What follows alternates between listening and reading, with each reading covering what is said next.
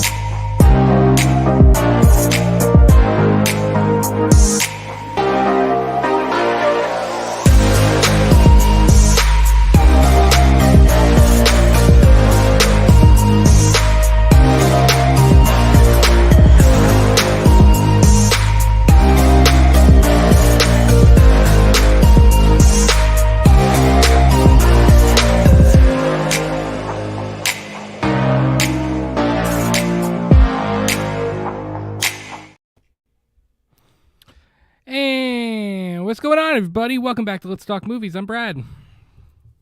I'm Miguel. And I have no idea what's going on right now. StreamYard was like glitchy from the time I got on here. It's still being glitchy. Austin, I see you in the chat, buddy. What's up? But it's like I've tried to respond and I've tried to put stuff in the chat and it says an error occurred on YouTube. This is usually temporary. Wait a moment and try again. So I have no idea what the deal is. I have it pulled up in the other screen as well. So I don't know what's going on. But hope you all are doing well. Tonight on the show, we have got quite a few things going on. So number one, we're talking all of the announcements, which it's kind of things we already knew. We just got some trailers for the Walking Dead universe, some different things. The Ones Who Live, the Rick and Michonne show, the Daryl Dixon show. Dead City had its season finale. It's been renewed for a second season as well. The SAG-AFTRA strike. There's a lot to talk about with that. That's probably going to be the biggest topic of the evening, just because there's a lot of things that I think people have the wrong idea about. We know Hollywood can be a screwed up place, and we know there are things that are screwed up about Hollywood, and I think people kind of approach this from a different angle than they should. So we're going to talk a little bit about the SAG-AFTRA strike, and then also today, I wasn't even planning on talking about this, but the official trailer for The Exorcist Believer dropped today. So we're going to watch that live on the show as well. So if StreamYard doesn't glitch and if YouTube will hold out on me and, and if we can get through this, man, we're going to have a good show. Good time. So Miguel, first of all, everybody, if you haven't wished Miguel a happy belated birthday, yesterday was his 96th birthday. So please kiss Miguel on the cheek and tell him happy birthday. 96. Thank you, guys. Thank you, everyone who wished me a happy birthday. It was very sweet of you. When I have the time, I'll respond to each one of you individually. Mm-hmm. So thank you so much, though. I'm very much appreciative. I worked, so I mean, but it was what a birthday. It was still a good birthday. So I'm happy that I can see 26. I finally bit the bullet, Miguel. You bought something from Buc-ee's? I needed a new cup.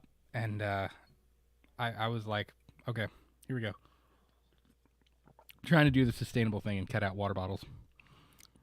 Oh, okay. I was like, did you just drive? Like, that's a long drive for you, too, to go to Buc-ee's. Well, we were also on vacation anyway, so we went to one in... it was right after Nashville. It was like getting into Alabama. We went into one. It was packed. Like, packed. packed. The bathroom line. If you all have no idea what we're talking about, there's this thing in the South, like Kentucky and in the South, called Buc-ee's. And Okay, it's literally- not really Kentucky. It's more like Oh no, it's just south. it's like because Kentucky we down. are like Kentucky just got theirs, if that makes sense. Like we just got ours is like at Mhm. least like a few years old, but I think it's primarily like a southwest kind of thing, if I'm not mistaken, or just south. Yeah. But it's just how can I best way to explain it? It's literally just a giant gas station that has decent food and clothing. It's the Disney World of gas stations. That's essentially what I I've would, chalked it up to. yeah, I could chalk it up to that too. So Yeah. I will say though, so on the way down, we got some jerky, which was stellar jerky. You And really some like their cheese and jerky? stuff to snack on. I do. I like their jerky a lot. But on the way back, I was like, I didn't want a big lunch. I needed a little something. I had a brisket sandwich. Dog, it was good. Like it was like better than Sonny's or anything like that. Like it was pretty legit. I was like, okay. Hitting up that barbecue, okay. Meat on the tail. I don't know how they say it, but they do something. Every time Do they they? get like a new rack of meat or a new rack of like brisket, they say something. They say some sort of chant. If you're ever there again, guys, listen. Yeah. Well, whenever they bring it Austin out. said, my buddy from Texas praises that gas station today. Yeah, I it's primarily like a It's cool. Texas gas station, and it's. I mean, hey, I remember whenever I was, working nearby there, I would just go there for lunch. I'll go there for breakfast. I mean, they have some fire breakfast too. They have a brisket breakfast burrito. ooh.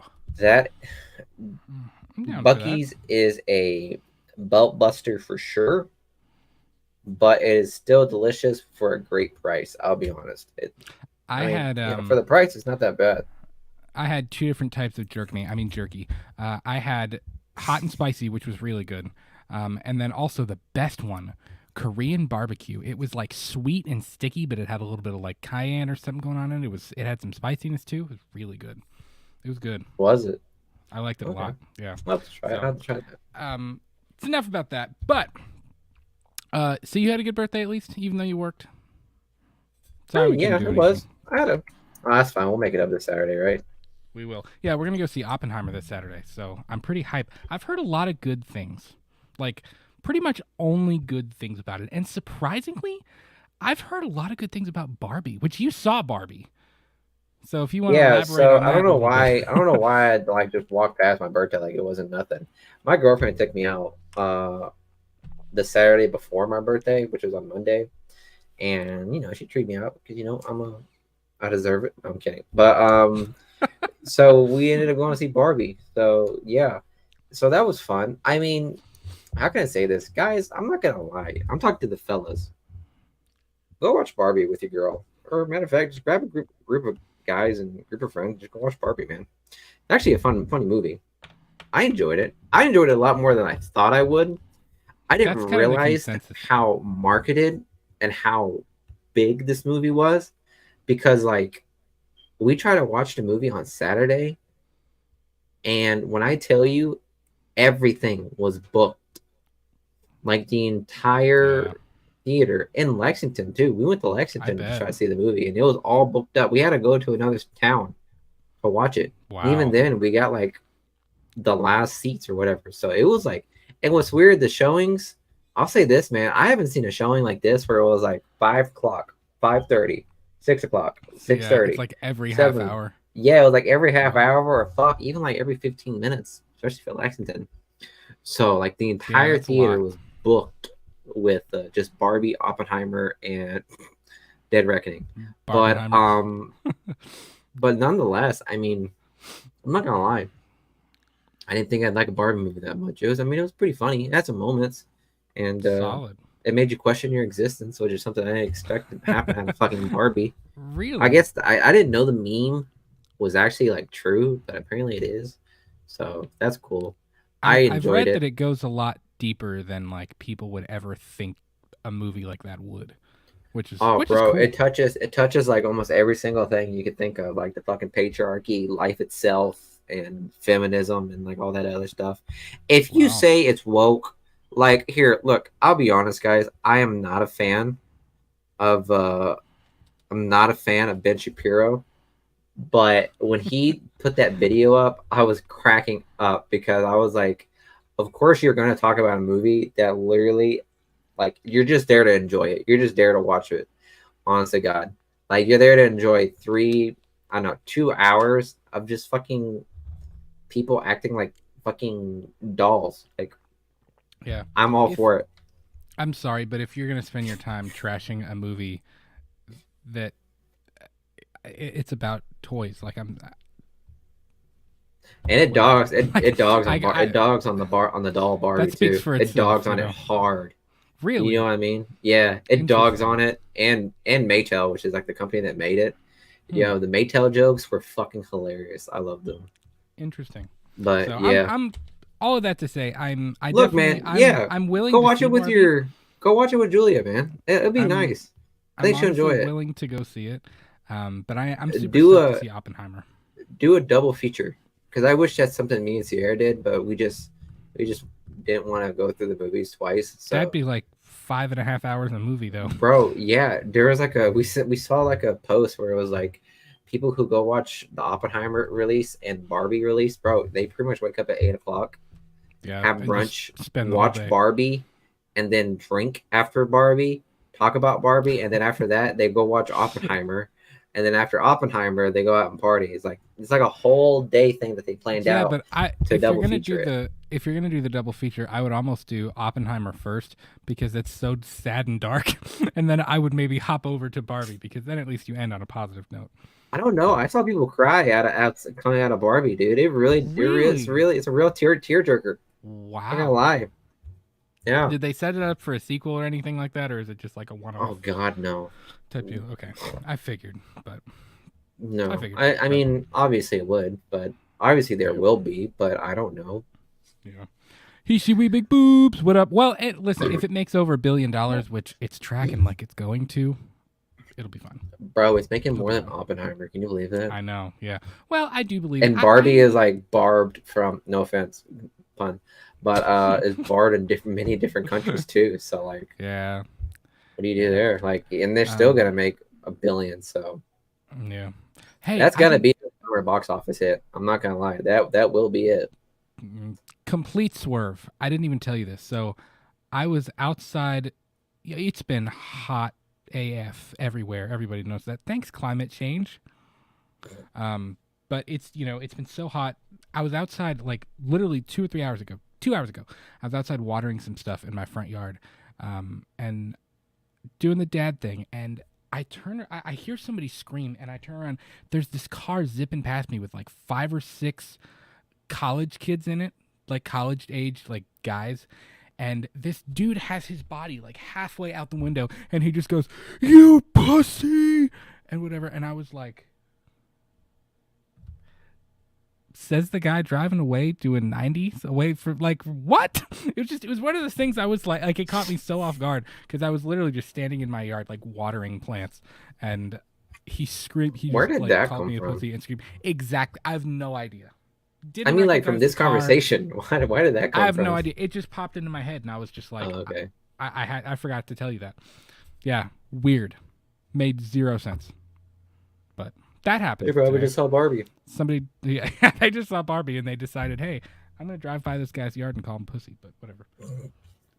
That's so funny. 'Cause Whatever. Where you guys live is like so like desolate. So it's just I kind of know, like it's not. do that. It's not.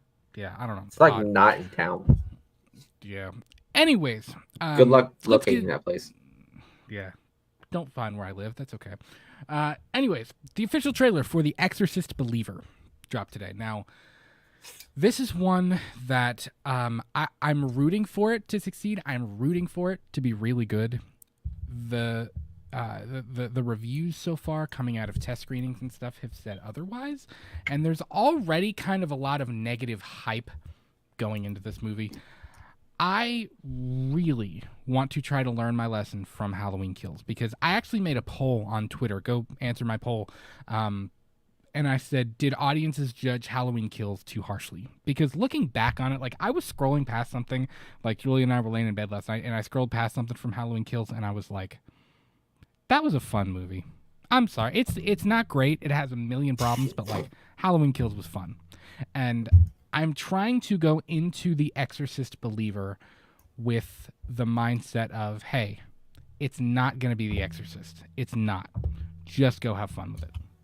Just enjoy it for what it is. And the posters look dope. I don't know if you've seen the posters for it. I didn't think to get them pulled up. Bro, here, it looks like a modern. It looks. I mean, it's cool. How can I think that? Like, she looks younger than the other Exorcists. Yeah, honestly, I was like, I think they're younger it's gonna be in this rougher. one.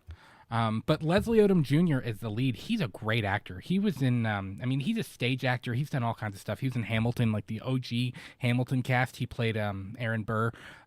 Like really, really talented dude. So I'm excited to see what he does with that role. I'm excited to see kind of how they bring Marilyn Burns back to her character. I'm there's a lot of things that intrigue me about it, and I haven't watched the trailer yet. I was waiting to do it with you. Oh, thank you. Yeah. So, without further ado, I want to check out the Exorcist Believer trailer right here, right now, wearing clothes on the show. Real quick, SBC said, I have my reserves for this film. I'm hoping it's good, but I don't know. With Danny McBride helping writing, I see the demon making jokes. I'll probably walk out. Yeah, I hope it's not campy. If anything, The demon making jokes he's gonna make a joke. It's gonna be the most foulest jokes you could think of, though, right? Probably, yeah. I mean, it wasn't like the original film. I guess you could say they're jokes, but they're almost just like disturbing catchphrases or something. Not catchphrases, but like one-liners. It's not necessarily. It's like Negan one-liners essentially. There you it's go. Not necessarily like. I'll say it. I'll label funny. it right now. I'll label it right now. Demonic one-liners. There you go. Yeah, it's not necessarily funny. It's just like, oh. There you go. Like, you know what I mean? So, let's do this thing. The Exorcist Believer, the official trailer, beginning in 3, 2, 1. Good day. Hey, be home by dinner. I love you. Good morning. That's Mr. not going to Fielding. happen. Morning, Catherine. They're not going to be home by dinner. Come on. I know, right? We can What make plans kid in thinks one he's movie. hell? Daughters All right. Angela and Catherine about 7 hours ago, and that's the last information we have. Catherine, Angela? if you can hear this, we love you. Please come home. They went missing walking into school. Hey, you found her? What are you and Catherine doing out there in those woods? You're just walking and walking. That's awesome. Angela, can you tell your dad how long you were gone? A few hours. Baby, you've been gone 3 days. Huh. Oh, so is it 2? Yeah, it's 2 girls this time. Ooh, there was music. What'd you say? I didn't say nothing. Thought I heard you say something. Hey, baby. I'll tell you what, it's going to hinge on how good these 2 girls are. Yeah, I'd say so. Wherever those girls went, they brought something back with them. The body and the blood of Jesus Christ. Ooh. Body in the blood? Body in the blood? Interesting. Body in the blood. The body in the blood. There's the voice. The body and the blood. Catherine. The body and the blood. The body and the blood. Jesus Christ, it's in my Have ears. you ever seen anything Creepy. like this? Mommy? No, but there are people out there who have. Uh-oh. This is where we bring in, You have There some she is. experience with possession. she looks good. Yes, more than I'd like. I believe she's in her 90s. I believe you can help get our girls back. Exorcism is a ritual. Every culture, every religion, they all use Is she gonna different be the methods. Exorcist? It's going to take all of them. I like the music. I'm feeling it. Be scared. We've met before.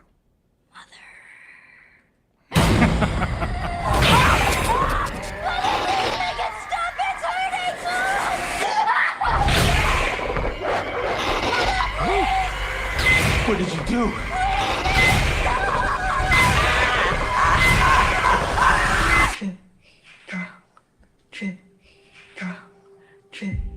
Is that Catherine's heartbeat? They're beating in sync.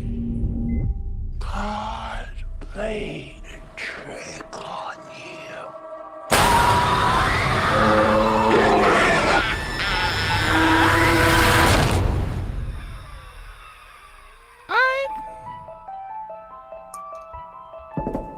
That looks great. I have. That's surprising for a movie that supposedly sucks. I know. Like, now, granted, they could have just shown us the entire film in that 3-minute trailer, but I That was think 3 it looks minutes really down. good. A couple of things, my initial thoughts. First of all, I think it's going to hinge on how well these two girls can act it. I mean, it seems like they're doing a great job. But, I mean, like, in the original part of it, what made the original so scary was how well, Reagan was believable. What her character went through was completely believable, and I'm completely forgetting her name. I don't know why. What's Linda Blair? I don't know why I couldn't think of her name. I was thinking of Ellen Burstyn. Linda Blair's performance in that movie was extremely good and extremely well done. I think it looks pretty dope, personally. I think it looks cool. I mean, yeah, it looks honestly daunting, which, by the way, I just wanted to go out and be the first one to say this, but I do not accept negative energy that's bestowed upon me through this trailer. But but I mean, it looks pretty insidious, man. Like, I'm not gonna lie. Those two girls, I believe, should be able to knock it out of the park. Did you lose me? No, the stream cut out. We got a copyright thing. Come on, man. Oh, did we? Whatever. This I didn't even think about that. YouTube sucks in terms of that. Like, if it says reaction, like, they need to make it like part of their algorithm where if you put the word reaction in a title or in a description, like, it should automatically fall under fair use. Like, that's ridiculous. Hopefully we're back.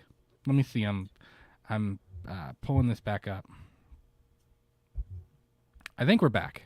I think we're back now. Back? Guys, let me know if you can see us in the comments. I don't know how much of that you all caught, but that sucks, man. I hope it at least made it through the trailer. Whatever. YouTube, come on. Come on, YouTube. You say, yeah, we here. Let me see. Did we get copyright strike? Anyways, we didn't. It won't be a strike. It cut the stream because it's saying we're using copyrighted content in the stream. Whatever. Anyways, trailer looks great. Again, those two girls, I hope they can act really, really well, because part of what made the original so scary was Linda Blair's performance in the first place, and what she brought to that role. I'll tell you what, if anything, the movie could be a hot, steaming pile of garbage. But Christopher Nelson looks like he's batting 1,000 again in this movie with the makeup, because the makeup looks on point. It looks great. So, intriguing concept, though. I mean, to have it. I thought be, two girls. I mean, that's interesting. I thought the whole church sequence was going to be really hard on people. I'm not gonna lie. Yeah, here it is. Hi, let's talk movies. Hi. Due to a copyright match, your stream was interrupted. You don't say. It's got the title, whatever. Streams are interrupted when copyrighted content is detected. After copyrighted material is no longer being streamed, streams are automatically re-enabled. That's not true, because our entire conversation after that video ended was taken away. So, whatever. It's okay. I about said whatever. The entire trailer reaction is there. Hope so. Is it? All right, that's good. Yeah. That's good. So you only missed us babbling about it. That's funny. It's literally as soon as it's done. Whatever. As soon as the trailer's done. Yeah, that's what kills me is it's like by the time it figures out what's happening, it's over. So it's like, why do you even do that? Like, I don't understand what the difference is doing it in a live stream versus doing it in a video. Because if I watch a trailer in a video, it just shows it shows up that I'm using copyrighted material, but under fair use, you're allowed to do that. So I don't really understand why I don't know what the deal is with live streams. Maybe we just don't watch trailers on live streams anymore. I say that, and then we're about to get to the Walking Dead stuff and be like, here's the Daryl Dixon trailer. Here's the Okay, Rick yeah, Grimes trailer. I guess let's not do that because then we're gonna be like fucking. I will say though, I don't think AMC has as much of a problem with it. That's a Universal thing, and we've gotten Universal. That's happened with Universal before, but I don't think it's happened quite as much with AMC. So I think we should be okay there.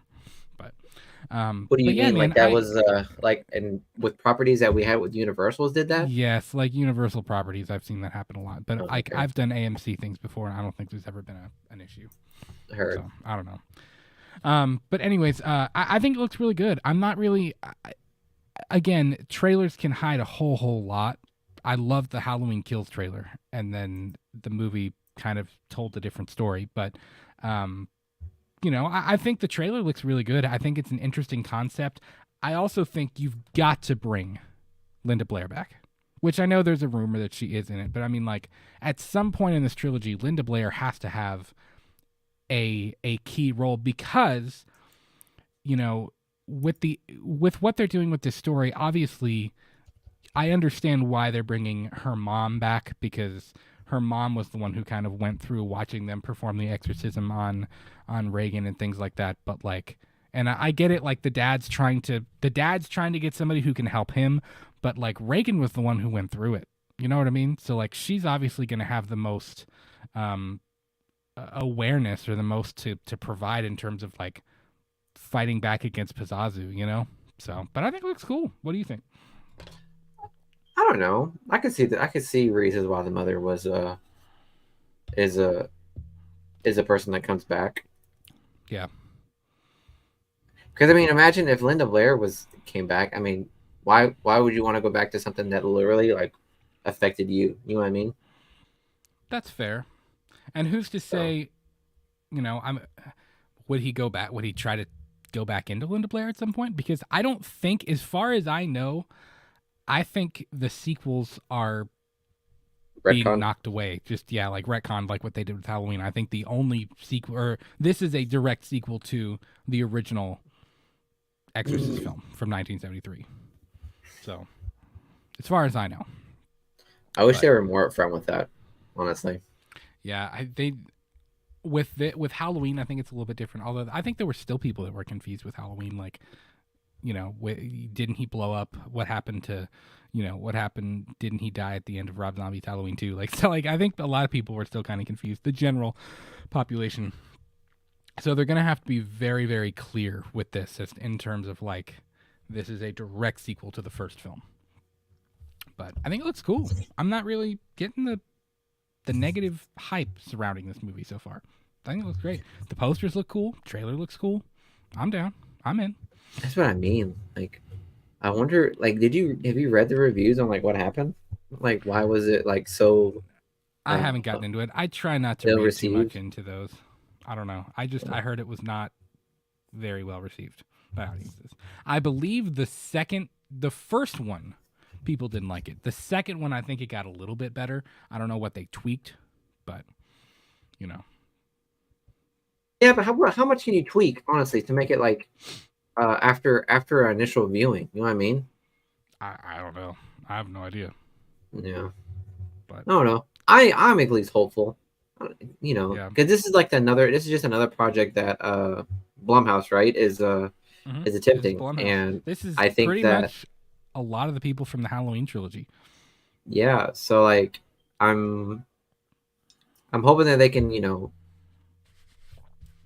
go 2-0, I guess, for projects, but I don't know. I can definitely see this kind of tanking too. So, but yeah, I guess we're gonna have to go fingers crossed in that regard.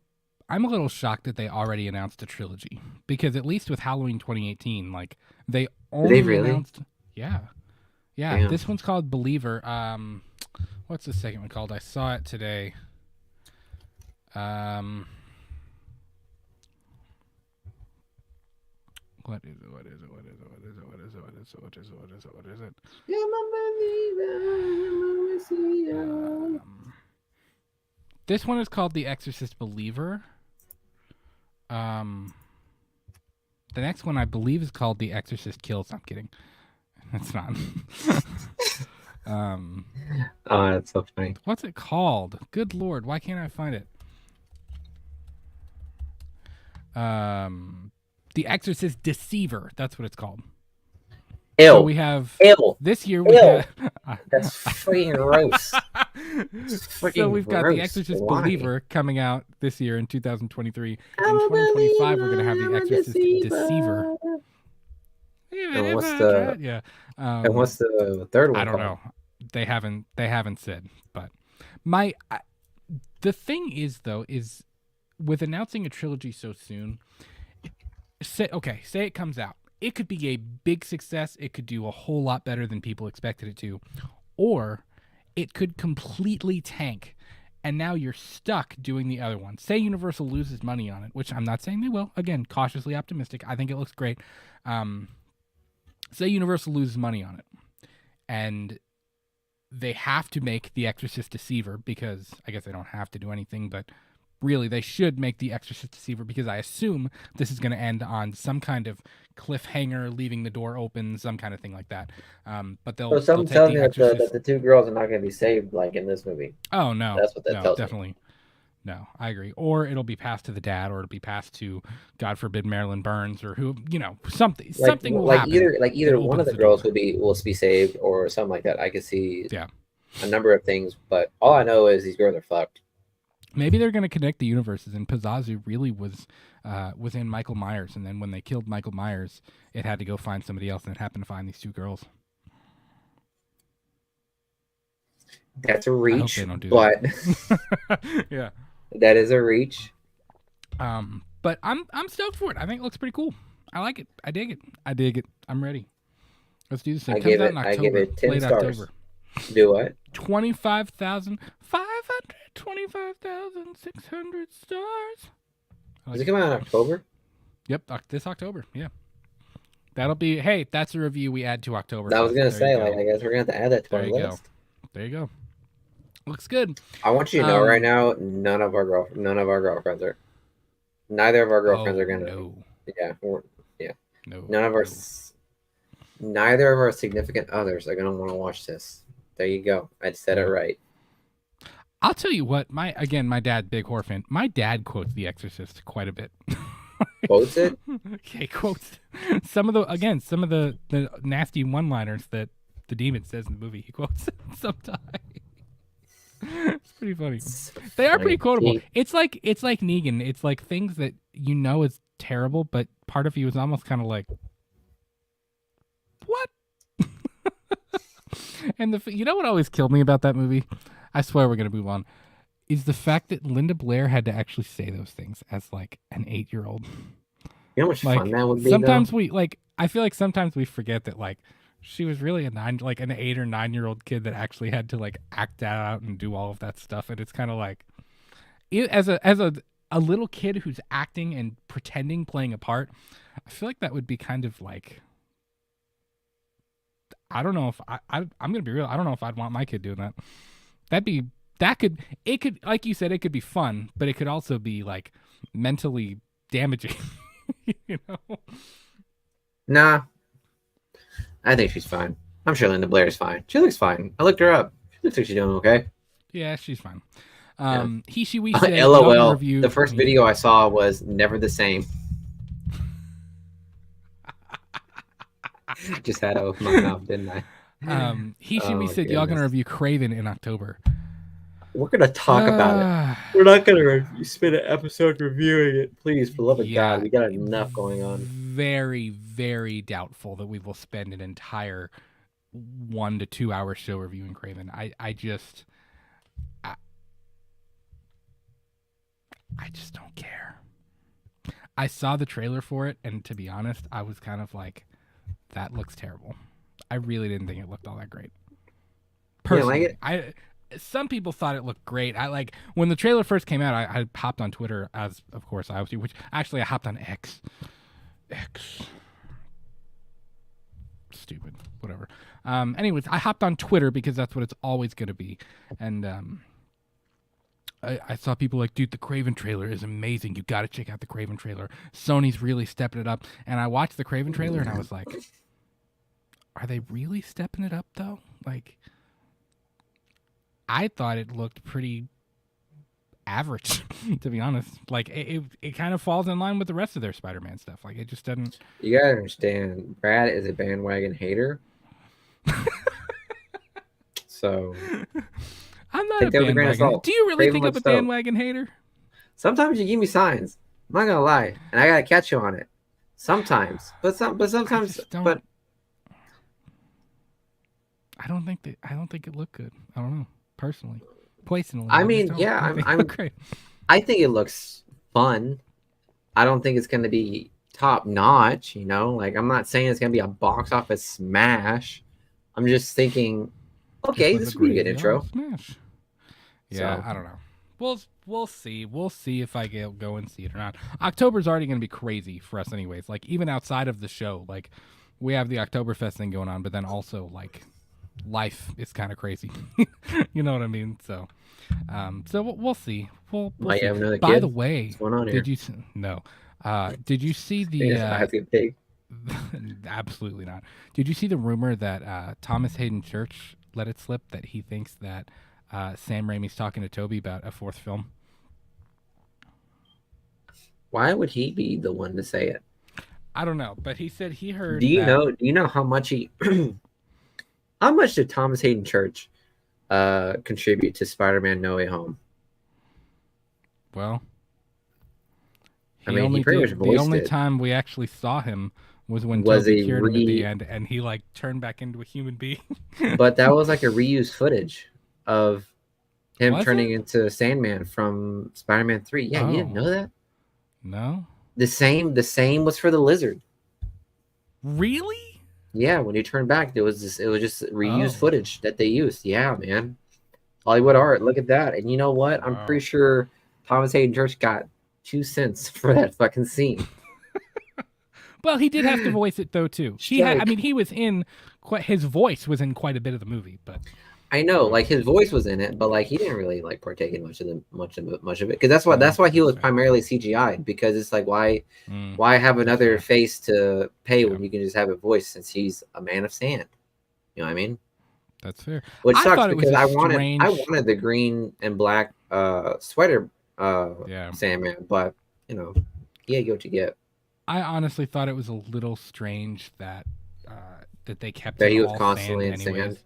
That was That weird was- to me. Like that Yeah, that was I just thought an that easy from way the- of like from saving the some minute money, we sat in honestly. the theater, I was like, that's a very strange choice. Like he's a good actor. It's not like he was one of the better parts of Spider-Man 3. Like, you know what I mean? So I don't And really know why. that's the same for the Lizard. If you think about it, they didn't really bring back Oh Buddy either, because that was all CGI. Because you literally have heavy hitters like Willem Dafoe and I feel bad for forgetting Jamie his name. Foxx.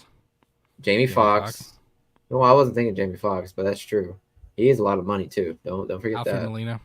Yeah, Alfred Molina, Jamie Foxx, and Willem Dafoe. Those are heavy hitter actors that cost a lot of money. Yeah. So for respectfully, Church and Oh Buddy that play the Lizard, they didn't. I mean, if they could save some money, they just save some money. Yeah. You know, Dude, why I'll tell ya. pay an actor that much their pay when you could just pay an underpaid CGI VFX artist? An underage actor? Did I say that wrong? My bad. Yeah. Why Pause. pay an A-lister when you can pay an underage A-lister? No, I'm kidding. Pause. Moving on. But you get what I'm saying, though, right? Like that's why it happened like that. So Yeah, I don't think I get it, but I'd be still think it was a strange surprised. choice. I would be surprised if they're making a Spider-Man 4. I highly doubt it. If that's the case, I would then love it though. I would love it. Oh yeah, see, like I said, it would have to ride that lead wagon. into Secret Wars somehow. Ride that It would have wagon. to tie into the multiverse thing. It would have to. I get it.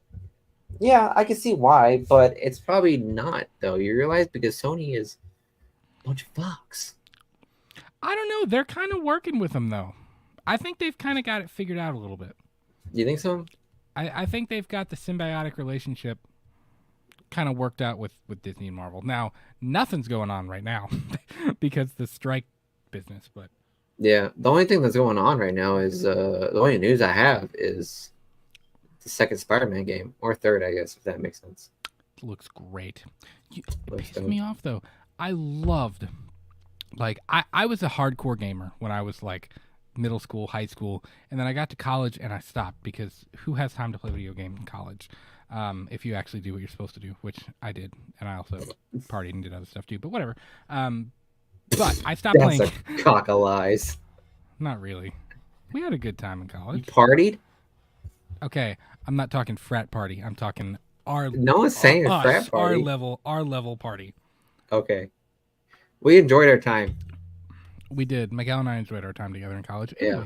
Anyways, nice time of exploration. Anyways, but I fell off the video game train, but I hopped back on the video game train with Spider-Man, the PS4 A game. vengeance. And I really enjoyed playing that game. And when I saw that Part 2 was only going to be on the PS5, I was like, come on, man. You couldn't just make it for PS4? Like, really?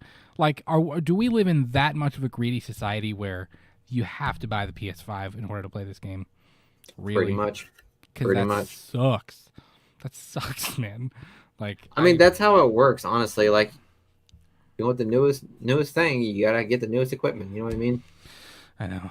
I don't play enough to justify spending $700 on a PS5 and the controllers and the everything else that's got to go with it. I don't. Why don't you wait until it comes on Steam? That's fair. I could do that. You know, that too. that's what people do now. So they can get away. So that they can get away from paying egregious prices for fucking gaming equipment that only changes that only upgrades fucking data in gigabytes. You know what I mean? They just go on Steam. You have a powerful enough laptop, you can pretty much play any game. Yeah. I also like having having the physical copy. Case. I do. I'm a physical media snob. You're such a collector. I like it. I am. It's me. Tentative. So where do you want to go next? Do you want to go Walking Dead or do you want to go SAG Strike? See, I feel kind of grimy right now because if we're going to talk about SAG Strike, I mean, you think about it, there's a lot of people a lot of podcast people like us, I guess, not us, but podcast people that talk about movies are not giving content out and solidarity. So I feel kind of grimy for promoting movies that you know what I mean? Well, you get where I'm coming from, though, right? Yeah, and we're also coming from a little bit of a different perspective too, because we're fans. Now, as a fan, I will say let's move on. We'll do the SAG. We'll talk SAG soon. As a fan, let's justify our actions right now, quickly. I 150 million% stand in solidarity with the people from SAG-AFTRA and the WGA for everything that's going on, because there are a lot of issues, and I think there are kind of a few big ones, and we're going to kind of touch on those too, that a lot of people, I think a lot of fans and a lot of people who, we see big lit up Hollywood. We see kind of the in and outs of everyday Hollywood. We see the A-listers, and we see kind of the things that you hear about Hollywood is screwed up all the time, and it's a hard place to make it and things like that. And I think people are looking at this strike from a very particular perspective, and I think we need to kind of flip that a little bit. So the reason I wanted to touch on this was because this is not for the A-listers. This strike is not so that your Bryan Cranstons and your Morgan Freemans and your Brad Jennifer Pitt Lawrences. wants another ski boat. If he wants a ski boat, he's gonna strike. Yeah. Tom Cruise is not making enough money. Okay, he's just not. If Tom Cruise is powerful enough, he should use the Scientology to get everybody paid properly. That's all I'm saying. Oh my God. You literally have Dwayne the Rock Johnson dumping money in here, but you literally have Tom Cruise, who's the president of Scientology, and you can't help all these writers and stuff like that. It's a crying shame. Again, it's not for those people. This is for the other people. And of course, so here's the deal. SAG-AFTRA, which is the Screen Actors Guild, and they combined, I think in 2007 or 2008 with the American Federation of Television and Radio Artists, they declared their strike on July 14th. The Writers Guild of America, the WGA, they were already on strike as of May 2nd. And this is against the AMPTP. I always mess that up. AMPTP, which is the Alliance of Motion Picture and Television Producers. Now, what they're doing is they are negotiating on behalf of all of the major studios. They're negotiating for Amazon, for Apple, for CBS, Disney, NBC, Universal, Netflix, Paramount Global, Sony, and Warner Brothers Discovery. So this strike is against all of those studios and all of those major companies because of things like residuals and because of things like, safer working conditions, things like that, better treatment. And also the big one, which is the more and more I've looked it up, is more and more screwed up, using AI in the industry, because that is something that I think everything, everywhere is starting to dabble into. And that's a very slippery slope when we get into talking about using AI for performance-based things. I have, as a musician, I have very, very, and I know this is a little bit different, but I have very, very strong feelings about the use of AI in that, because I think, I don't know. I'm not sold on the whole AI thing. I know some people are. Some people are like, oh, this is really cool. Like that thing where it makes your face turn into it makes you like a beautiful, like a lion or something. Like, nope. You ain't getting my face on that. I'm good. Like you put your face and then AI turns you into a lion. Have you seen that? No, not literally a lion, but I'm saying, like, have you seen that app where it's like it scans your face and then it puts you in like a beautiful, like, artsy picture of yourself or something? I don't like it. Doesn't that cost Weird. money too? I think that costs I money. don't know. Bro, there's a lot of people that I know on Facebook that did like the AI professional photo shoot. And when I tell you, like, that's a slippery slope too, if you think about it, because think of all the photographers that are out there that are literally going to be out of a job just because AI can make some quasi realistic what's it called, headshots of, for your professional account. Like, but honestly, guys, like, look at this. This is how you know, like this is me natural, and apparently there's a new feature that can like touch up my appearance. And when I'm looking at myself now, like, I look fake as fuck and I look slow as shit. Did you just do that in StreamYard? Yeah, it did, because that's a feature that you have nowadays, and it just doesn't feel authentic and it does not feel real. I feel fake as hell like this. Touch up my appearance? I don't know. I'm not a fan. I had no idea this was a thing. I'm not a fan of AI. It's not really my favorite thing. I mean, you're pretty much, it's inevitable, but I'm not going to say it's my favorite thing. I don't use AI. I don't use Chat GPT, whatever the fuck that is. Go look at yourself, dog. You look beautiful already. Don't touch up your appearance. It's not even that big of a difference. Don't even worry about it, man. You're gorgeous. Yeah, but whatever. I know. Thanks, man. I think with the AI stuff, you really are going to be opening up Pandora's box. And I think it's smart for the writers to like really take this head on before it really does become mainstream.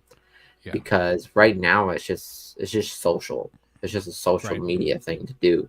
But when it starts being utilized as like in a professional settings, it can really dampen down a lot of things. Yeah. It can really cut back on a lot of the workforce. So it's smart that they're taking care of this right now, because in the coming future, man, like when that shit starts hitting the market, there'll be a lot of angry employers and employees. I tell you that much. And the AI thing is just a small piece of what's going on. Of course, the Writers Guild, they already went on strike in May for part of their thing. I think was a lot of wages and residuals for things, just being like fairly compensated for stuff. But the SAG members, I think the thing that kind of like really put it into perspective for me, and I knew this on some level, but when you hear the actual numbers, it's like, oh, there are only about 2% of SAG members that are actual A-listers. like the well-known ones, that means that 98% of the SAG-AFTRA membership makes way less, like considerably less than the top 2%.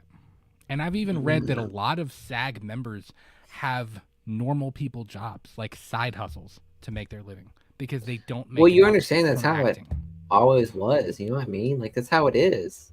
Yeah, but that I mean, look up La La Land. Honestly, man, look at it. Like you remember, you know how that was. Like with fuck, I forgot their names, but you know, they all are you had talking like about? side jobs with La La Land between Ryan Gosling. Oh, and with Emma in the movie. I thought you Stone. meant something Yeah, in the happened with movie. like the production or whatever with the actors. No, like it's showing like the reality of Hollywood and how like each one of them literally had a side job while they like audition for stuff and try to get positions. And that's only the beginning. Well, now when you do have the jobs, I mean that's how it always was, if I'm not mistaken. I mean, I may be wrong, but I mean that's just how it was in Hollywood. I mean, how can I say this? Who was it? Someone made a famous quote about Hollywood. He said, you know how they said Hollywood, the streets are paved in gold? Yeah. And he said the reality is when you get there, the streets are not paved in gold.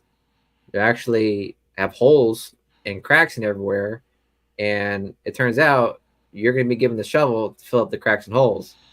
Like that's pretty much what Hollywood is. Like, yeah.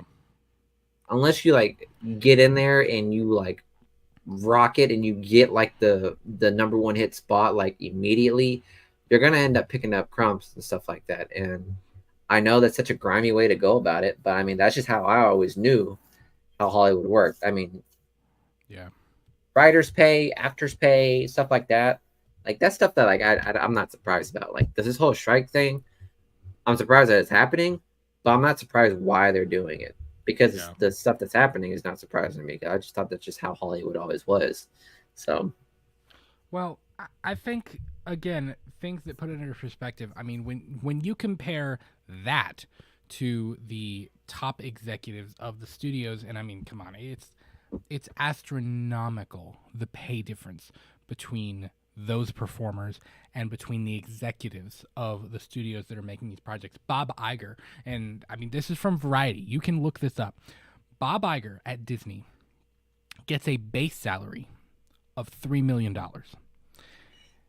In 2021, Bob Iger took home $45.9 million. I mean, those are Trump numbers, billions and billions and billions and billions and tons and lots of tons of. I don't think you realize the difference between $1 billion and $1 million. Do you know what the difference is? I know it's millions, but I know.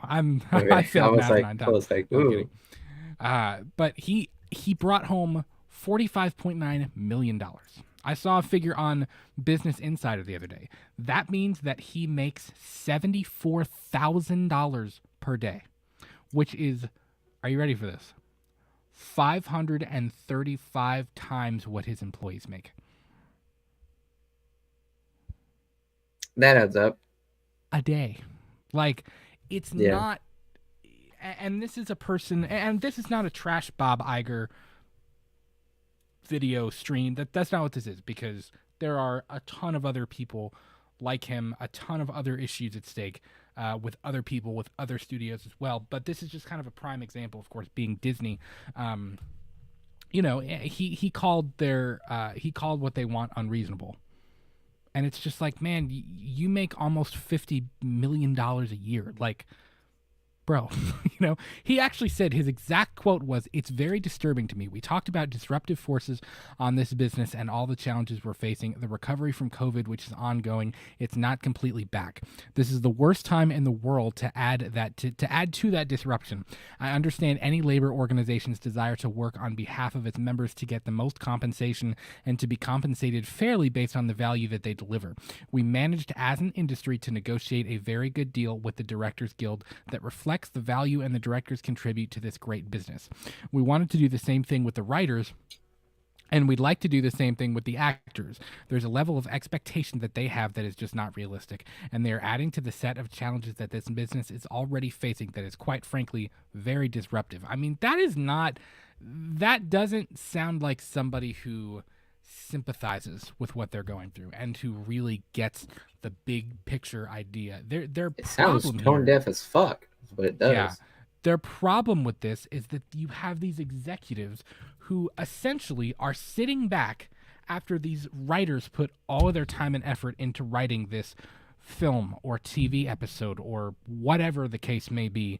And then these executives come in and all of these people change their work. You know, you're already changing their work, which is bad enough as it is. But then you're not paying them fairly for what they've done when you're up here making all of this bank. I mean, it's not right. At the end of the day, It's not. grinding, and you dude. can't sit back and say that it is right. Mm-hmm. I mean, honestly, man, like this is again, it's unfortunately this is something that's like not new among Hollywood, and I think the last time they went on a strike wasn't too long ago. It was like 2000. It was between like 2006 and 2008. It was like the late 2000s. Like the fact that they have to continually have these types of renegotiations is astounding to me. I mean, like again, like for instance, look at this. The Chappelle Show. Think of it think of Chappelle Show racked in over $500 million. And yeah, and the industry pretty much told Dave Chappelle because like Dave Chappelle like got like a lot of like flack for like trying to get like his show going, but when he did, the industry realized that he made way too much and it like surpassed what his contract was. So they decided to just give him 10% of $500 million. So the fact is that the industry can just easily just make some sort of change like that just because of the contract and just end up fucking over these artists. And I heard that from something. Who did I hear it from? I think I heard it from another comedian, either like Cat Williams or something like that, said something along those lines. And when I heard that, it came around the time that these strikes were happening and like the stories were coming out, and it just tells me that like this is something that's going to be common throughout the industry, where like every other decade there's going to be some sort of renegotiation on the pay and compensations for these writers and artists that are breaking their backs to try to like entertain the world, only for top execs and industry heads can just fill their pockets off the backs of like many of these writers and creators.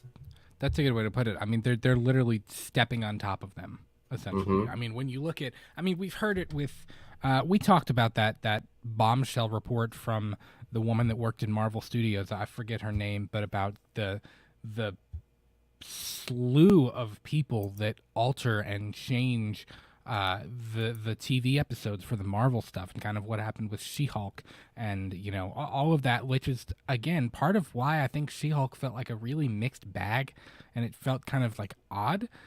There's a lot of hands on it. There are a lot of hands on things that don't need to be on things, and I think the executives, having an opinion on something is fine and giving feedback, but at the end of the day, I don't think that they should be able to change quite as much of writers' work as they do. And I don't think that, what these people are asking is too much to be fairly compensated for the service, the performance that they provide. And another thing is that use of AI.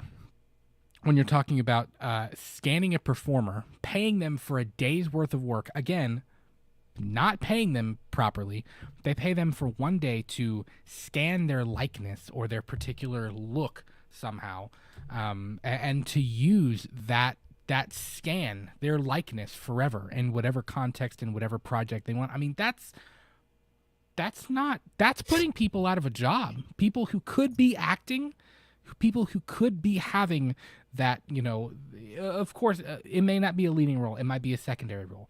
It might be a tertiary You role. realize that's It like might borderline, like putting your body on the market.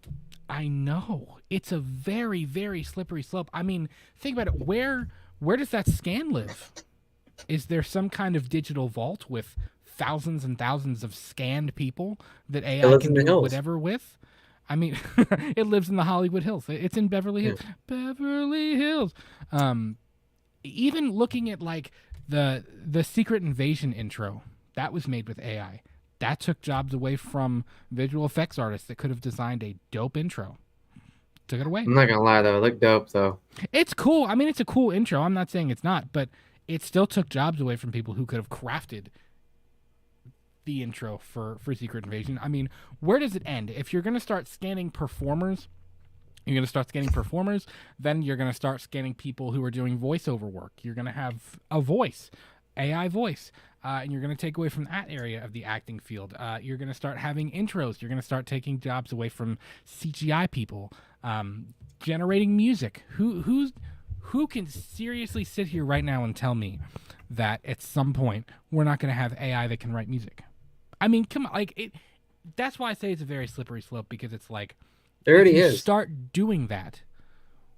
Where's the end? Like, where do we draw the line of, okay, this isn't right? Like, I get it. If you're using it on a case-by-case basis, like using it to DH Harrison Ford, okay, whatever. I get that. But I do not believe that there should be an unlimited vault of human scans to throw in the background as CGI.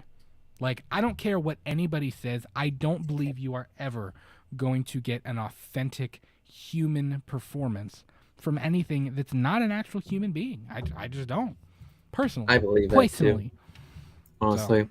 Bro, I've seen some of the AI like pictures of people, and they're so funny. They never get the fingers right. Because you look at them, weird. And they're like a conglomerate of like whatever. They're like different like digits, not the right digits. There's like either 7 or 12,000 digits on them. Like it's weird how, because like AI hasn't reached it yet, but it's going to reach the level of self-sufficiency to like give us the products that we want. And like I said, you are going to be opening up a Pandora's box for whenever AI starts becoming more and more mainstream. It's already here, but whether or not we give it like the flame to like the match to let this powder keg fucking go off, like it's gonna come soon. And with I think that soon, with AI, with how it's affecting the job scene in the workplace, or the workplace just in general. And I think with what happened with Secret Invasions, with how so many people enjoyed, myself included, the intro, that sets a very dangerous precedence for a lot of creators that may end up losing their jobs because of that. Because if the consumers like it, then they're going to keep doing it. It's as simple as that. Because it's you and me, the consumers, that decides what the market does. Yeah. And if we decide we like how the AI is doing the intro, market's going to give. Market's going to give exactly that. I think that's one of the bigger things. The other big thing about what's happening with this strike is residuals. And I wanted to read you this thing. Mandy Moore, who I guess, I don't know if she's really an A-lister or not. I would consider her up there. I mean, she's definitely had her fair share of work. I mean, she's been doing, she did This Is Us, that show on, I don't know if it was on CBS, whatever it was on, which was it had a good run. It was a decent show. Mandy Moore posted on her Instagram, and I wanted to read this because my wife actually read me this on vacation when we were driving around Florida. She was like, "Did you see Mandy Moore's Instagram post?" And I said, "No." And she read it to me, and I was like, "Are you joking me? Like, really?" I mean, this is an actor that has done very well for herself in terms of her performances and her talent. I mean, this is not some random person that nobody has ever heard of. These are the types of things that are happening. So Mandy Moore, on her Instagram, she said, "I want to bring a bit more clarity to a very nuanced issue," which is a perfect way of saying it. This whole strike is very nuanced, and there are a lot of things that I think people don't fully see when they think about it. "Striking isn't fun. No one hoped it would come to this, and I know everyone involved is hopeful for a resolution soon so folks can get back to work. The trickle-down effect felt across so many industries is already devastating. There are plenty of issues that are gumming up the wheels: transparency with data, wage increases, residuals, AI, etc. And I spoke about one that happened to me, happened to be top of my mind because of a conversation I'd had while picketing. I fully acknowledge the profoundly lucky and rarefied position I'm in as an actor at this moment, one that I don't take for granted and one that I don't assume to be in forever. Ours is a fickle industry, and in my 20-plus years of being a performer, my career has ebbed and flowed. I've had very lean years where I couldn't get a job, and those are precisely the moments when in years past, actors could rely on residuals from their past work to help them get by. When you can't get a job as an actor, you rely on that money to get you by to the next project. Now, listen to this. The world and business have changed, and I'm hoping we can find a meaningful solution moving forward. I am one person, a tiny part of our guild, and while I'm happy to use whatever platform my past jobs have given me to speak to issues affecting my fellow SAG-AFTRA family, I know my experience is my own. Here's to hoping we can get a fair contract soon so we can get back to doing the jobs we all love and miss so much." She put it so beautifully. The residuals for This Is Us, she was getting checks for like cents. Literal cents. Not like dollar amounts, like cents. That was her residual. But part of the problem is these shows that are on Disney Plus, Max, even I know Hulu does have ads. I don't know exactly which ones do and which ones don't. Netflix, these shows that are on these streaming services, which you called this, you had said, again, it's like COVID. You told me when COVID first started, we're not going to start seeing the really negative effects of COVID until a few years after, like the worst of it ends. We're starting to see that with many different things. And you said it with streaming services. You're like, we're not going to really see the issues that arise with streaming services until a few years down the road. And we're starting to see it. Streaming services that don't use ads are not making revenue every time somebody watches that show. Therefore, there are no residuals to go to actors. That's kind of nuts. It's nuts that you can have Mandy Moore, someone who was on one of the most hit shows of the last 10 years, and she is making cents from it after the fact. But isn't that why there's such thing as like premium and like premium subscriptions? I don't know where all of that goes exactly. Yeah, and honestly, man, I honestly think that I am.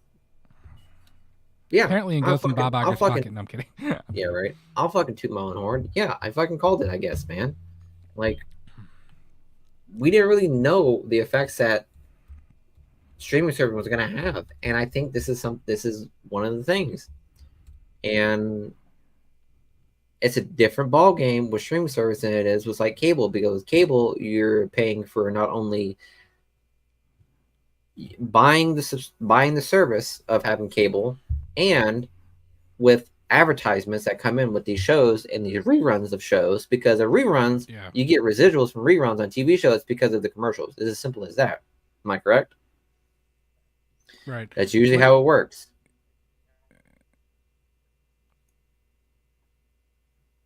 Did you lose me? You there? Did we lose you? Yeah. Are you still there? Do you have me? Are you taking it like a champ? We lost Miguel. Am I on? Now you're on. I don't know what just happened. God. You like spun around and then you were glitched and gone. I don't know. You sounded like a robot for a few minutes. You sounded like Pizzazzu was inside of you, touching the inside of your body all around. No, don't need that.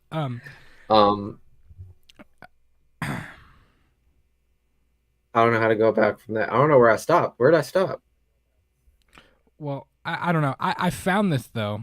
So Mandy Moore, some of her checks were.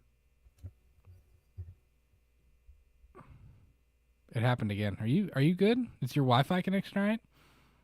Fucking hope so. Can you hear me? This has been now I can't. This has been a weird glitchy stream. I don't know why. Very weird glitchy stream with StreamYard. I don't know what's going on. So Mandy Moore, one of her checks was 81 cents. Another check was for 1 penny. And she also had another check for 2 pennies. Could you, I mean, like, who even, could you imagine being like the billing person for like the studio? And be like, really? Imagine like cutting that check. A check for a penny? I would just rip the check up. Like, really? Yeah. Really? Are you sure about that? Are you sure about that? It's just, it's crazy. It's crazy to think that even actors that are, you know, to the level of Mandy Moore and people like that are not getting residuals for their work. I mean, that's screwed up. That's nuts. That ain't right. No, and again, if they're not using ads, then, you know, if they're not using ads, then I guess they don't have that money to, you know, to pay. It's just, it's crazy. And if you want more information about this, where is it? There is a website now. It's literally SAG-AFTRA They made a whole website about it, and it's got like everything. It's got the picket calendar. It's got like more info about it. There's FAQs from members for picketing. I was trying to see if I didn't get a chance to really look around what you can work. This is what I was interested in. I was trying to see what they're allowed to do because I know there are some things. Let's see. So what you can work on, many of our members can and should keep working under various other contracts. Here's a quick look at some of the contracts members that can still work under in the TV theatrical streaming strike. So this includes, so what they can still do during the strike: commercials, television, radio, and digital media. I'm going to skip over some of these. Television programs covered by the network TV code, sound recordings, music videos, interactive video game agreements, cooperative international, or educational, non-broadcast. They can do audiobooks, they can do dubbing, they can do student film agreements, they can do podcasts. I know there was something else. Sean Clark did a really good video about, did that switch over to that screen? Did you see that? I'm still on the SAG. Okay, maybe you didn't switch over. Sorry. But Sean Clark did a really good video about kind of what it means for conventions, because you got to think, if these people can't do at first, I think there was something that said they weren't allowed to even go to conventions. They weren't allowed to even show their face there. But I think that's since changed. I think from what I understand, and Sean would have way more information because that's his neck of the woods. I believe they can go do conventions, but I think panels where they talk about things, they can sit there and sign autographs and talk to you or whatever. Obviously, if you ask them about any current work, I don't think they can say anything about it. But I think if it comes to panels, I don't think at many conventions like Scarefest, I don't think we're going to see any panels at Scarefest about current or past work, because they're not allowed to talk about it under this strike, essentially. Bro, and it wouldn't surprise me. Keeps going all the way up to October. Oh, I don't personally. I don't think it's going to be over soon. I really don't. I think this is going to be going on for a while. But that's just me. Yeah, I would definitely agree with that notion, honest to God. And if some of this doesn't get better, I don't blame them. I really don't. I don't blame They gotta them get paid. for continuing. They got to get paid, and they got to not be scanned into some AI system that, you know what I mean, that's going to take their stuff. I mean, it's just, it's crazy. And again, there is a whole link on there. We're not going to go through every single one of these. There's kind of a thing about their list of negotiations, kind of what they're wanting. They want an 11% general wage increase. you know, I don't due know to what that would mean, inflation honestly. and things like that. I don't know. Protecting the images of their performers due to the AI stuff. You know, safety in terms of equipment and hair and makeup and you know, and things like that. The streaming services that are profiting off of their labor, making sure that an actor That can is the do one their that I think we job, talked about a long right? time ago. You know, essentially, they're doing their job. They're acting in this thing, and then while they're getting 89-cent residuals, the streaming service is making bank off of, you know, off of it, and that's just wrong. It's not a fair trade for that. You know what I mean? You know, and there are other things as well. And I encourage you, if you're unsure about what all of the strike stuff means, 100%, I encourage you to go check out that website, and kind of look around for yourself, because it's pretty interesting. I've found it interesting, even hearing about kind of what's gone on, and the just I learned things that I didn't know about it through this strike. So I hope that things will get better for the industry. Obviously, like they've all said, nobody likes to do this. Nobody likes to put everything on pause, because they're performers. They want to perform. They want to work. But under some of these circumstances, also want to man, get paid. I don't blame them. I really don't, you know? Dave McRae made a good point. He was like, man, by the time this is over, people complained about the Stranger Things kids looking like too old. He's like, bro, they're going to be like in their 30s by the time, you know what I mean? This is over. They're going to look old. And I don't blame Which is them, man. fine. Like, that's what a strike is, man. Dude, Yeah. you also got to understand, man, we were about to lose millions of dollars if the Teamsters millions didn't come up with an agreement with UPS, because UPS was about to go on a strike. And when I tell you, if UPS went on that strike, it would have been very bad for a lot of us. But I saw where luckily, sorry. No, go ahead. Steven Spielberg had said a while ago that he had like predicted. He was like, Hollywood could not have continued going in the same direction it was going without like a complete implosion. And he kind of like predicted that this would happen like a few years ago. So I almost wonder, just with the way that studios are working and the way that streaming services are kind of starting to come now and come into the play, and it's just like they're taking more and more and more without giving anything back, essentially, you know. And he predicted that this would happen.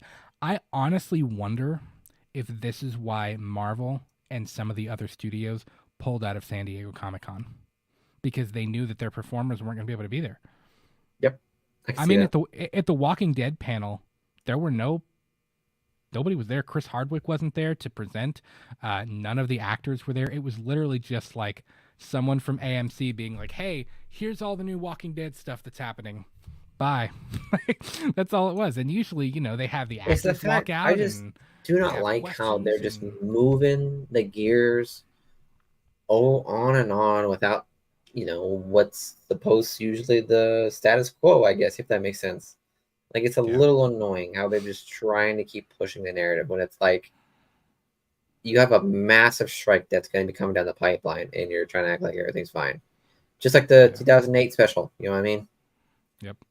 Like, they pretty much knew like this shit was going to crash, and they kept acting like it wasn't until it did. Yeah. Until it did. There you go. That's it. Yeah. So, I mean, I hope, I mean, even the Oppenheimer cast left the premiere because that strike was declared. They literally walked away from the Christopher premiere Nolan said something along the lines of like, technically they weren't allowed to be there under the strike.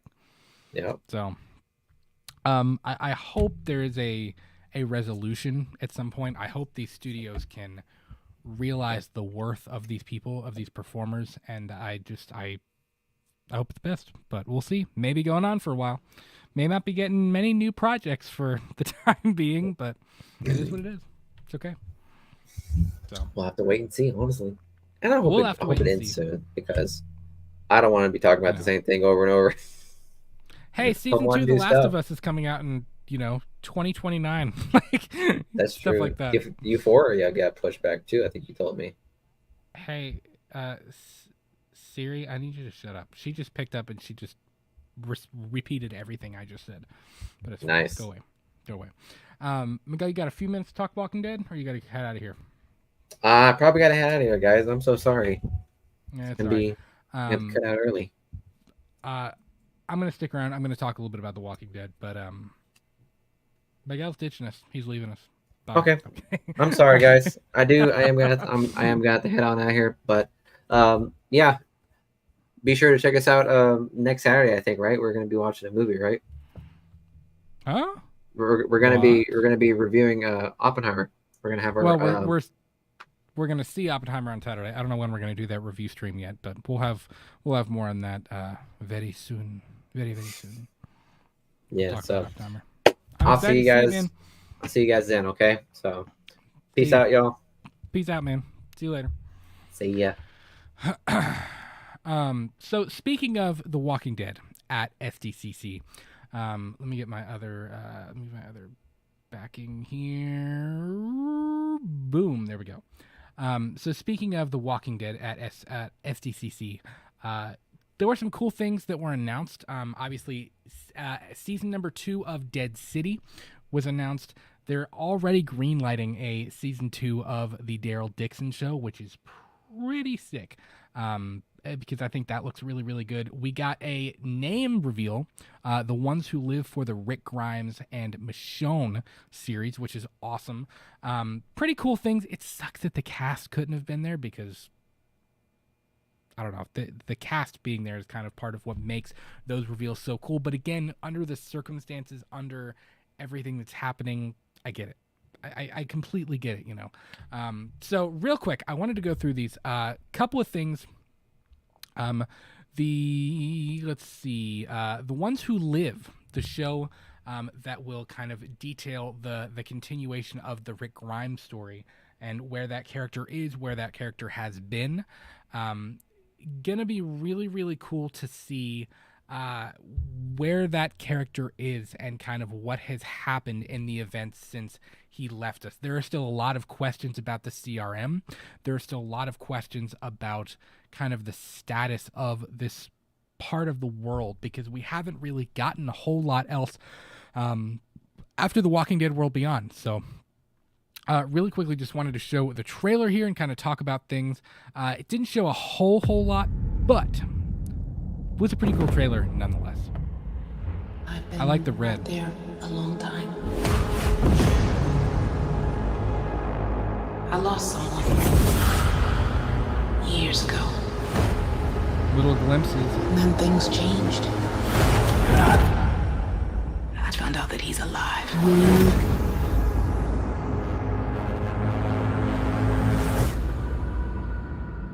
So, of course, that show will not be dropping until next year. But again, there are a lot of questions with that show and kind of with where Rick has been, why he hasn't been able to come back sooner, and I'm intrigued to see where they go with it. One of the things that I really loved about Dead City was that it was almost a little bit more of a character study. That's how they approached things.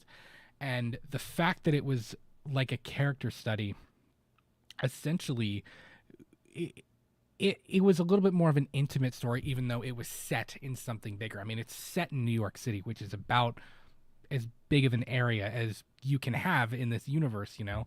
And it was very different. I think they're taking things to a new level with The Walking Dead that they haven't before, and that's really, really, really cool. It's really, really cool to see them kind of expanding and branching out in different areas, because we have kind of been in the same, other than Fear the Walking Dead, I know that was kind of set on the West Coast, and that's traveled and gone to different areas too.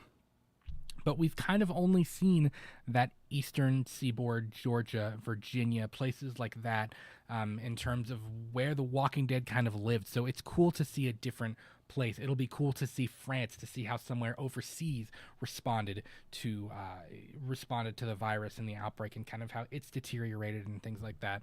But there's a lot of really, really cool things going on. And again, especially the Daryl Dixon show. We got the entire trailer for the Daryl Dixon series. I actually watched the first 10 minutes of it on AMC Plus the other day.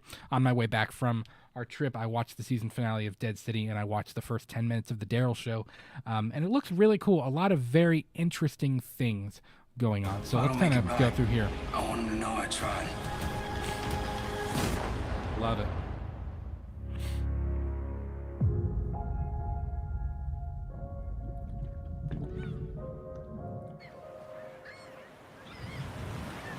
Got some Debussy playing, which was a French composer. It's dope. My name's Daryl Dixon. I come from a place called the Commonwealth. The scenery in this show looks like it's going to be stellar, just like it was in Dead City. How did you come to be in France? It was a bad decision. They've really stepped it up with the cinematography in this show. How'd you end up here? A bunch of good decisions. We've been waiting for you. I'm Laurent. You're the messenger to deliver Laurent. L'américain. Trouvez-le tout le. Je retrouverai. Je chercherai rien. I know you can get in there safely. You know, in the same way that there are different communities and different groups of people and different settlements and rules in the Walking Dead universe in America, it'll be interesting to see things that happen in this show, kind of how France has changed and things like that. I mean, it's cool how those have developed in another country. Things happen. Things are changing, you know. Maybe we're the same that way. It looks action-packed, it looks character-based, just like we saw in Dead City. It looks amazing. I don't make it back.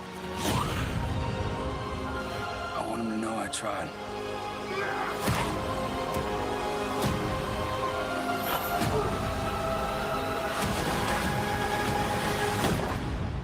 Love it. Hell, I'm still trying. Looks great, man. September 10th. We don't have long. We do not have long. And just like I did with the Dead City reviews, which I'm about to review the season finale of Dead City on here live on the show. Just like with the Dead City reviews, I'll post every single Sunday night when a new episode drops. I'll post my full spoiler review of the episode. I enjoyed doing that. It was kind of a cool deep dive into The Walking Dead. Anyways, I'm rewatching the series with my wife right now, which has been kind of cool. It's been interesting to dive back into that and kind of look at it again because it's been a long time since I rewatched the entire show. So it's been really fun to go back through and do that. The season 1 finale of The Walking Dead Dead City premiered last week and had a lot of really, really good things. I expected there to be a little bit more of a resolution to the story, and I was kind of shocked that there wasn't. It actually ended up kind of opening the door in a new way for the next season of Dead City. And I think, again, the thing that this series has done so well is that it approached this story like a character study into Negan and Maggie, into two people that absolutely despised each other, for the past and for things that have happened between them. And it forced them to look at each other in a new light. I think Maggie seeing Negan with Ginny and Negan seeing how much his actions have traumatized Maggie and ruined her life and her family. I think he obviously feels some remorse and he feels a duty to have to help Maggie. And Maggie obviously sees this warmer side of him through things that have happened. And through their journey together. And I love that. I love that they came up with a new, interesting villain that tied in with the old, but is still kind of something new in and of himself in the Croat. And of course, it kind of peeled back the layers like an onion here. Towards the third and fourth episode, I kind of started having a feeling of like, okay, there's something a little bit bigger going on here. I didn't necessarily think that we were going to get into the thing with the Dama. And when she showed up, I was kind of like, who's so broad that, is sitting at the desk and we hadn't seen before, we hadn't heard from before. But I was very intrigued to see who she was. And when we learned that she's kind of really the one pulling the strings, it was kind of a shocker, and it was a nice plot twist that I was not expecting for the ending of the series, and it worked really, really well with what they were trying to do. In terms of Maggie rescuing Herschel, I thought it was a really brilliant choice to have Herschel almost resenting Maggie a little bit, because Maggie has been so hellbent and so dead set on getting revenge from Negan, and she has been so interested in getting back at him, and she's been so worried about Negan being there around every corner. I think Herschel almost feels a little bit like, why did you even come? Did you come to really save me, or did you come to get revenge on Negan? And I think that kind of makes her pause for a minute and look back and be like, she has to ask herself that question. And I think of the ending scene when, Maggie goes to Herschel in his room, and, she says she has to go finish it in order to be able to let it go. She accepts that she wants to let all of it go. And she knows that the only way to do that is to go make things right with Negan. Now, the interesting thing is, does that mean she's going to go kill Negan? Or does that mean she's going to go try to save Negan and forgive him? I personally think that she's going to try to go and save him. And that's going to be kind of the overall plot of season 2. Now, when she gets there and she sees Negan kind of in his old ways as this leader, who knows how in depth he's going to go.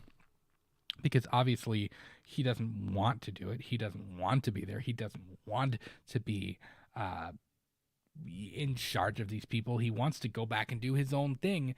But of course, she's got that, when she showed him his toe, Herschel's toe, and she said, I can go back for more. Obviously, he is tied to that place now. Whether he wants to be there or not, if he's going to do right by Maggie, he has to stay there. But of course, in Negan's eyes, he knows, I don't think he trusts either of them.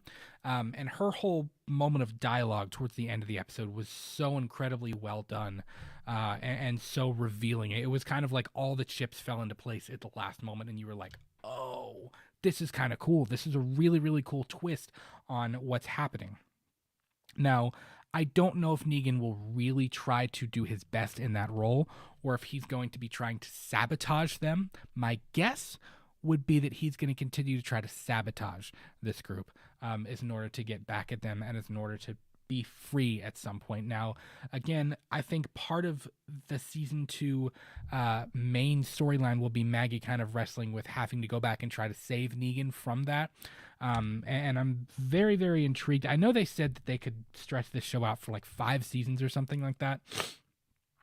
I'm very intrigued to see where they're going story-wise, because this show did not end how I thought it was going to end. It did not have the resolution of events. Even if they left the door open for something else, it didn't have your stereotypical, cliffhanger ending. And I appreciated that. I appreciated that it was something different and something new that we hadn't necessarily seen before. And I thought it was really, really creative. Even the character of Ginny, it left us room to explore when Negan reveals that he killed her dad. He's the reason that she's with her that she's with him in the first place. That was, again, little plot twist things that kind of like, it spices up the relationships between the characters, and it makes things a little bit more interesting for them. That moment, I mean, she's looking at him. That little girl is a really good actress. When she looks at him and she kind of realizes, like, I trusted you. I put faith in you. I loved you as a parent figure after my dad was gone. For her to realize that he was the one who took her dad from her is pretty rough. And of course, he does love her. He does care about her. And he really laid it on thick in that moment to make her leave, because he knew she wasn't safe. He needed her to be angry at him so that she would leave, and that so that he could go save Herschel with Maggie.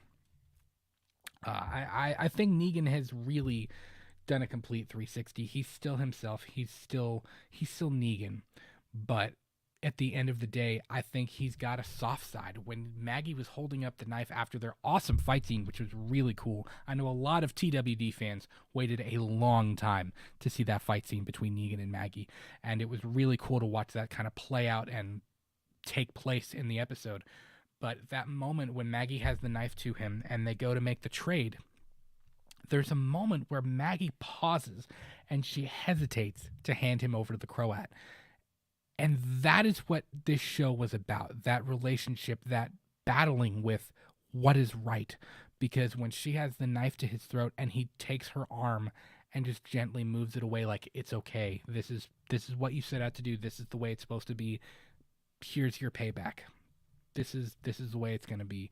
And of course, at that point, we didn't know that he was going to be trapped to help them, forced to help them.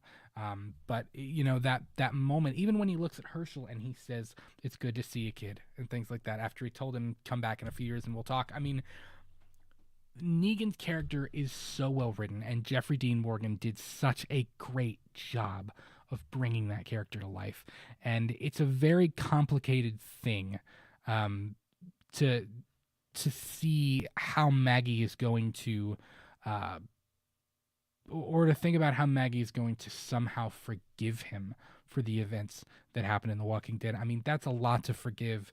And they did a lot of really, really good things in this episode. I mean, the cinematography, again, the way it looked, the storytelling, even Armstrong going back to the New Babylon and lying to them about what happened to Negan. I mean, it left that whole story open, and New Babylon is interested in the methane. I mean, there's got to be some kind of overarching story with what's happening with the CRM and what's happening with New Babylon, and there's got to be kind of an end game for what the story they're trying to tell. And I am 100% down to see it. I mean, there are a lot of really cool characters that have been brought into this universe and to this show. And not only are we adding new characters and are we adding new stories to the mix, but we're also really, really starting to refine and dig a little bit deeper into classic characters that we know and love, like Negan and Maggie.